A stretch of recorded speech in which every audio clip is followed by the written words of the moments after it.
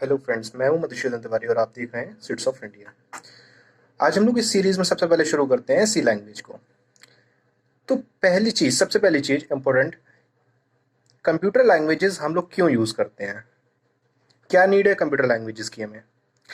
देखिए, सबसे पहली चीज, अगर मशीन को हमें कुछ भी इंस्ट्रक्शन देना है तो ह्यूमन लैंग्वेज में हम नहीं दे सकते हैं, इसलिए हमें क्या यूज करना पड़ता है, मशीन लैंग्वेज। मशीन लैंग्वेज जैसे कि आप लोग जानते होंगे, बाइनरी लैंग्वेज, 0 या 1 की फॉर्म में। अब 0 या 1 की फॉर्म में ओवरऑल मैं आपको बताता हूँ कि क्यों ज़रूरत है। देखिए, ज़्यादा डीप में मैं नहीं जाऊँगा इस बारे में अभी। देखिए, क्या ज़रूरत होती है, अगर हमें कोई भी इंस्ट्रक्शन देना है तो उसको हमें कोड करना पड़ेगा बाइनरी में। अब बाइनरी में कोड करने के लिए आपको क्या करना पड़ेगा, यूज़ करनी पड़ेगी एक प्रोग्रामिंग लैंग्वेज। प्रोग्रामिंग लैंग्वेज क्या करेगी, सिस्टम को समझाएगी सिस्टम की लैंग्वेज में, आई मीन 0 या 1 की लैंग्वेज में। ठीक है, तो इसलिए हमें ज़रूरत पड़ती है किसी भी प्रोग्रामिंग लैंग्वेज की।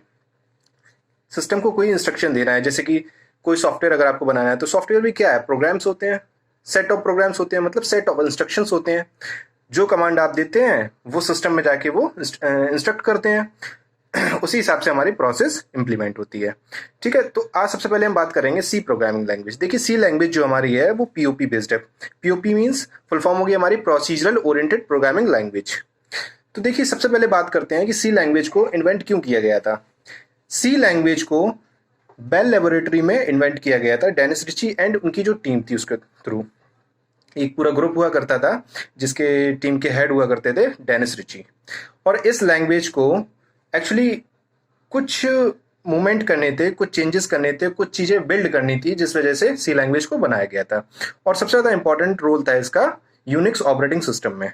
लेकिन ये धीरे धीरे इतनी फेमस लैंग्वेज थी, इतने अच्छे इसकी कमांड थे, प्रोसेस इतना फास्ट था इसका कि ये मार्केट में बहुत जल्दी आ गई थी सबसे पहले बात करते हैं कि इसका सिंटैक्स क्या होगा। देखिए, सिंटैक्स आपको पता है, अगर कोई भी प्रोग्रामिंग लैंग्वेज है तो उसको इंस्ट्रक्शन देने पड़ते हैं। इंस्ट्रक्शन अगर देने हैं तो हमें लाइन बाई लाइन इंस्ट्रक्शन देने पड़ेंगे। अब इंस्ट्रक्शन किस टाइप के होने चाहिए, तो देखिए, इंस्ट्रक्शन तो किसी भी टाइप के हो सकते हैं, ऐसा हम कुछ डिफाइन नहीं कर सकते कि इस लैंग्वेज में यही इंस्ट्रक्शन हो सकते हैं। वो तो डिपेंड करता है कि लैंग्वेज के ऊपर। अब इसमें अगर हम बात करें सिंटैक्स की, तो सिंटैक्स सबसे पहले देखिए, बाकी लैंग्वेजेस बहुत सारी होती है उनमें भी यही होता है, बस सिंटैक्स का लिखने का तरीका थोड़ा सा बदल जाता है। अब जैसे सबसे पहले इसमें क्या होता है कि हमारे पास मेन फंक्शन हमको लिखना पड़ता है, और मेन फंक्शन के बाद हमें कर्ली ब्रेसेस में जो भी अपना डेटा देना हो वो डेटा हम कर्ली ब्रेसेस के अंदर रखते हैं। अब देखिए, मेन फंक्शन हो गया हमारे पास और कर्ली ब्रेसेस हो गए। अब मेन फंक्शन की भी तो कहीं ना कहीं प्रोग्रामिंग होगी। अब मेन फंक्शन की अगर प्रोग्रामिंग है तो उसके लिए हमें फाइल्स यूज करनी पड़ेगी, या कोई भी आप जैसे मान लीजिए प्रिंट करने के लिए हमारे पास फंक्शन होता है सी लैंग्वेज में, प्रिंट फंक्शन तो प्रिंट एफ फंक्शन को यूज करना है तो प्रिंट एफ फंक्शन भी एक सेट ऑफ इंस्ट्रक्शन है। तो अगर प्रिंट एफ फंक्शन को कॉल करना है तो उसके लिए आपको हेडर फाइल यूज करनी पड़ेगी। हेडर फाइल मींस जिसमें लाइब्रेरी फाइल्स हमारी स्टोर होती हैं ऑलरेडी, जो हमारी प्री कंपाइल्ड फाइल्स होती हैं। उसी तरह से मेन फंक्शन भी कहीं ना कहीं आपका स्टोर्ड होगा। अब मेन फंक्शन को कॉल करने के लिए आपको क्या करना पड़ेगा, कोई हेडर फाइल यूज करनी पड़ेगी? नहीं, मेन फंक्शन को किसी भी हेडर फाइल की जरूरत नहीं पड़ती, क्योंकि सी लैंग्वेज में क्या होता है कि सी लैंग्वेज का जो मेन फंक्शन होता है वो ऑपरेटिंग सिस्टम को कॉल करता है। हाँ, बाकी आप किसी फंक्शन को यूज करते हैं अगर सी लैंग्वेज में, जैसे कि प्रिंटफ फंक्शन हो गया, स्कैनफ फंक्शन हो गया, बाकी बहुत सारे फंक्शंस होते हैं जिनके बारे में हम आगे डिस्कस करेंगे। तो उनके लिए आपको हेडर फाइल यूज करनी पड़ेगी। जस्ट लाइक एग्जांपल मैं आपको देता हूं, अगर आपको प्रिंट फंक्शन यूज करना है या स्कैन फंक्शन आपको यूज करना है तो उसके लिए आपको stdio.h means dot header file use करनी पड़ेगी। चलिए, आज की वीडियो में इतना ही, बाकी आगे मैं सीरीज बनाता हूँ।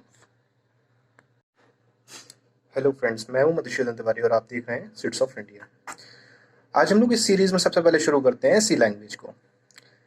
तो सबसे पहली चीज इम्पोर्टेंट, कंप्यूटर लैंग्वेजेस हम लोग क्यों यूज करते हैं, क्या नीड है कंप्यूटर लैंग्वेजेस की हमें।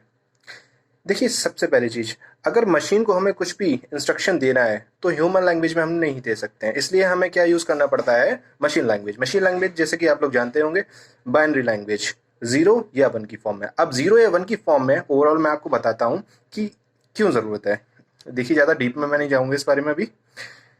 देखिए, क्या ज़रूरत होती है, अगर हमें कोई भी इंस्ट्रक्शन देना है तो उसको हमें कोड करना पड़ेगा बाइनरी में। अब बाइनरी में कोड करने के लिए आपको क्या करना पड़ेगा, यूज़ करनी पड़ेगी एक प्रोग्रामिंग लैंग्वेज। प्रोग्रामिंग लैंग्वेज क्या करेगी, सिस्टम को समझाएगी सिस्टम की लैंग्वेज में, आई मीन 0 या 1 की लैंग्वेज में।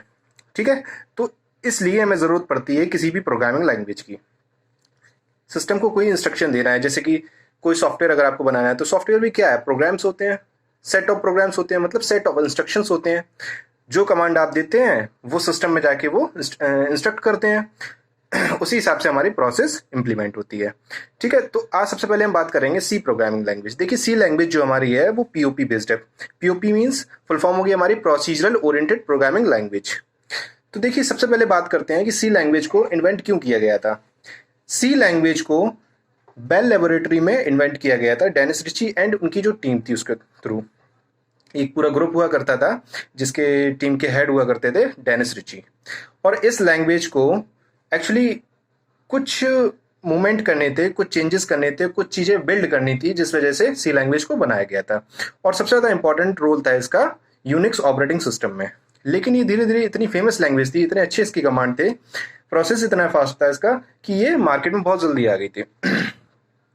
सबसे पहले बात करते हैं कि इसका सिंटैक्स क्या होगा। देखिए, सिंटैक्स आपको पता है, अगर कोई भी प्रोग्रामिंग लैंग्वेज है तो उसको इंस्ट्रक्शन देने पड़ते हैं। इंस्ट्रक्शन अगर देने हैं तो हमें लाइन बाई लाइन इंस्ट्रक्शन देने पड़ेंगे। अब इंस्ट्रक्शन किस टाइप के होने चाहिए, तो देखिए, इंस्ट्रक्शन तो किसी भी टाइप के हो सकते हैं, ऐसा हम कुछ डिफाइन नहीं कर सकते कि इस लैंग्वेज में यही इंस्ट्रक्शन हो सकते हैं।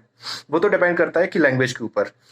अब इसमें अगर हम बात करें सिंटैक्स की, तो सिंटैक्स सबसे पहले देखिए, बाकी लैंग्वेजेस बहुत सारी होती हैं, उनमें भी यही होता है, बस सिंटैक्स का लिखने का तरीका थोड़ा सा बदल जाता है। अब जैसे सबसे पहले इसमें क्या होता है कि हमारे पास मेन फंक्शन हमको लिखना पड़ता है, और मेन फंक्शन के बाद हमें कर्ली ब्रेसेस में जो भी अपना डेटा देना हो वो डेटा हम कर्ली ब्रेसेस के अंदर रखते हैं। अब देखिए, मेन फंक्शन हो गया हमारे पास और कर्ली ब्रेसेस हो गए। अब मेन फंक्शन की भी तो कहीं ना कहीं प्रोग्रामिंग होगी। अब मेन फंक्शन की अगर प्रोग्रामिंग है तो उसके लिए हमें फाइल्स यूज करनी पड़ेगी, या कोई भी आप जैसे मान लीजिए प्रिंट करने के लिए हमारे पास फंक्शन होता है सी लैंग्वेज में, print F function, print function. तो प्रिंट एफ फंक्शन को यूज करना है तो प्रिंट एफ फंक्शन भी एक सेट ऑफ इंस्ट्रक्शन है। तो अगर प्रिंट एफ फंक्शन को कॉल करना है तो उसके लिए आपको हेडर फाइल यूज करनी पड़ेगी। हेडर फाइल मींस जिसमें लाइब्रेरी फाइल्स हमारी स्टोर होती हैं ऑलरेडी, जो हमारी प्री कंपाइल्ड फाइल्स होती हैं।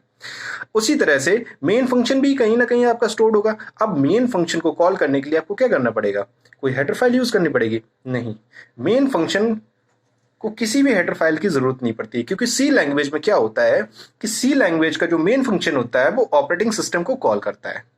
हाँ, बाकी आप किसी फंक्शन को यूज करते हैं अगर सी लैंग्वेज में, जैसे कि प्रिंट एफ फंक्शन हो गया, स्कैन फंक्शन हो गया, बाकी बहुत सारे फंक्शंस होते हैं जिनके बारे में हम आगे डिस्कस करेंगे।